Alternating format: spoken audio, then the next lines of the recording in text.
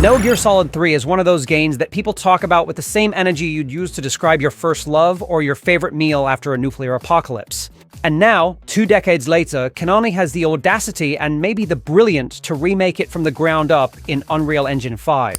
Metal Gear Solid Delta Snake Eater, a name so long you could probably use it as a stealth weapon. But here's the real question. Is it just a high-def nostalgia bomb? Or does it actually bring Big Boss back with the respect he deserves? Let's dive into the swampy Soviet jungle, wipe the blood off our camo, and see if this stealthy remake actually delivers a CQC roundhouse to the heart. Metal Gear Solid 3 is one of those games that people talk about with the same energy you'd use to describe your first love or your favorite meal after a nuclear apocalypse. And now, 2 decades later, Konami has the audacity and maybe the brilliance to remake it from the ground up in Unreal Engine 5. The result?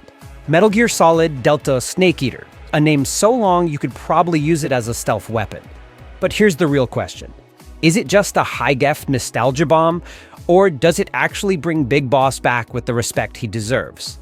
Let's dive into the swampy Soviet jungle, wipe the blood off our camo, and see if this stealthy remake actually delivers a CQC roundhouse to the heart. So, Snake is back, and this time he's shinier, smoother, and no longer trapped in the 4x3 camera hell of 2004. Metal Gear Solid Delta Snake Eater is a remake of Metal Gear Solid 3, the game that taught us all that you can survive in the wilderness with a knife, a bandana, and an appetite for tree frogs. And yes, this remake looks drop-dead gorgeous, like it just walked out of a L'Oreal jungle commercial.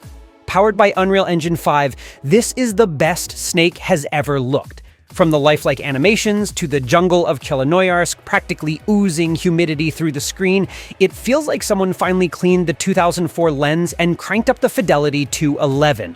Snake even picks up leaves and mud now, like he's trying to cosplay as a Swamp Thing. It's beautiful, immersive, and weirdly therapeutic. And the sound? Crystal clear. The codec calls are back, untouched, untainted, and still weirdly long sometimes, but the remastered audio makes it all feel fresh. Hearing David Hayter growl with "kept you waiting, huh?" in modern fidelity is a religious experience. And don't get us started on Cynthia Harrell's Snake Eater theme. It hits harder than ever and is still absolutely Bond-level iconic. Gameplay-wise, the original was a masterpiece with some quirks, like that fixed camera that made stealth feel more like blindfolded hide-and-seek. But Delta fixes all that. Full camera control, smooth transitions from standing to kneeling to prone. You can finally lean against the walls like a normal human being instead of an awkward magnet. Snake doesn't slip off cover like a clumsy toddler anymore. Progress. You can also run and shoot now. Yes, run and shoot. Revolutionary stuff, I know. Snake finally fights like the legendary soldier his lore says he is, instead of a cardboard cutout with trigger anxiety. First-person aiming also makes its return, and it's a gift from the stealth gods when you're trying to snipe a frog in the jungle or admire the digital leaves rustling in Unreal Engine glory. There's even a quick camo swap on the D-pad, and calling your codec buddies doesn't require hitting pause and taking a philosophical break. The quality of life improvements are chef's kiss. But if you're some kind of PS2 purist, don't worry, there's a legacy mode that brings back the old-school controls and camera, just with snazzier visuals. It's like playing the classic with 2025 vision. Nostalgia mode activated. And we can't forget the extras. Snake vs. Monkey is back, and it's just as ridiculous and amazing as you remember. Catching apes in a jungle as the Special Forces soldier? Peak gaming.